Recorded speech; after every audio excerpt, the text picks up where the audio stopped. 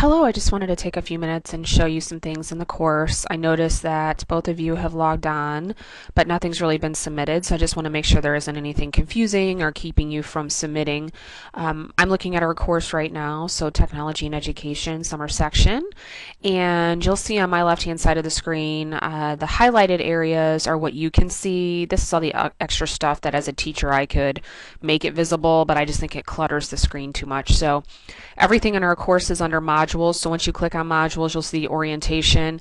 Now, something that I did do yesterday, I had this clicked right here, complete all items, which meant you had to click on each one of these things in order to get to the next set of information. So I'm not sure if that kind of made things really confusing, and I apologize. But in a standard 16-week course or an 8-week course, I make students look at every single thing before they can see the next set or the next module, because some people are so new to Canvas, they don't know how to use it and they don't want to ask for help, but then they get lost and frustrated. So hopefully you can see everything now, but if not, just let me know and I'll fix it.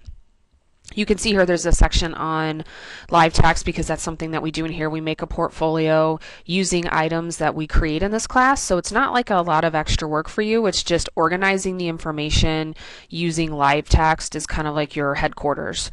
The units in the course for this summer with the introduction to technology integration, you'll notice there's some things to read and some things to watch, some videos, etc. Anytime you see something for points, that's an actual assignment. So in this first unit, we have a discussion forum, a couple discussion forums, you have a couple projects. In this class, we infuse technology, so we use like Microsoft Word and Publisher and all that good stuff to use learning standards and make us like fictional or hypothetical assignments for students. So it's about infusing technology, not technology teaching for us necessarily. So you can see here this unit's pretty big, pretty large. Then we go on to unit 2.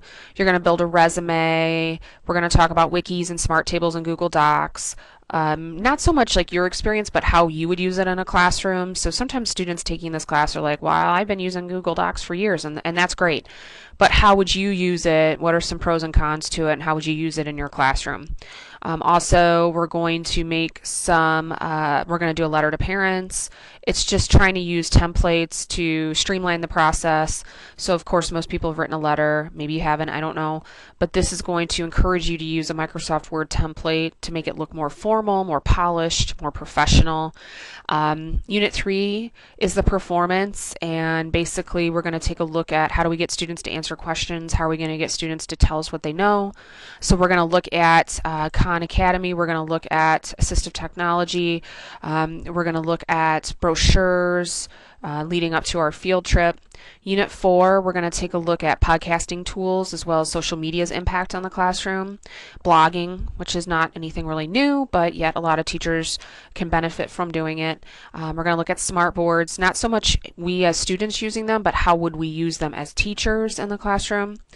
Then we move on to our projects. So one of our big projects in here is Exploratorium. That's a website. It's a museum out in San Francisco. It's awesome.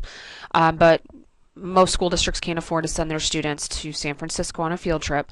So what we're going to do is we're going to use their exhibits, their experiments, and we're going to bring them into our own classroom. So we're going to write a lesson plan using one of the ideas from the website. There's tons of ideas, different subject matter, and you're going to design it based on your own needs, your own grade level, maybe what area you want to teach, and you're going to submit it. So it's just one lesson plan with worksheets or handouts that are already created by the Exploratorium people, and they're just going to package it as one and upload it to the Dropbox. It's worth 100 points.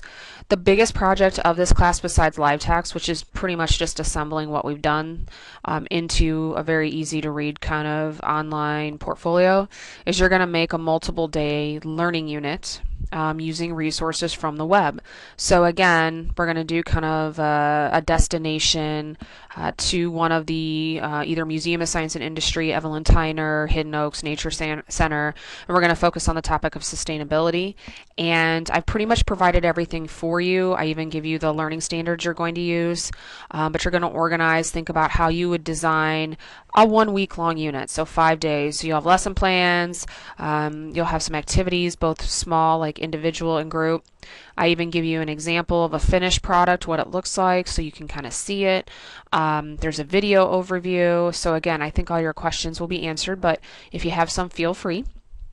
Wrapping things up, you're going to have, to create your portfolio and share it with me, finalize it, and I just, give you some reminders, making sure that you have PDFs in live text. And the reason why, sure, it's easier just to upload a Word file, but not everybody has access to Word, especially Mac users. So if you're ever trying to share something with an individual, it's always nice to have it in that universal file format like PDF. PDFs are awesome too because they freeze your images or whatever design elements you have.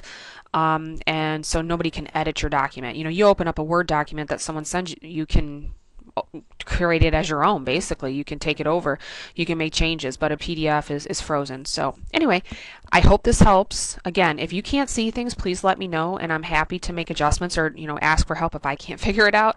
But I just noticed that everyone's kind of logging in, but nothing's really being submitted. So just keep me in the loop.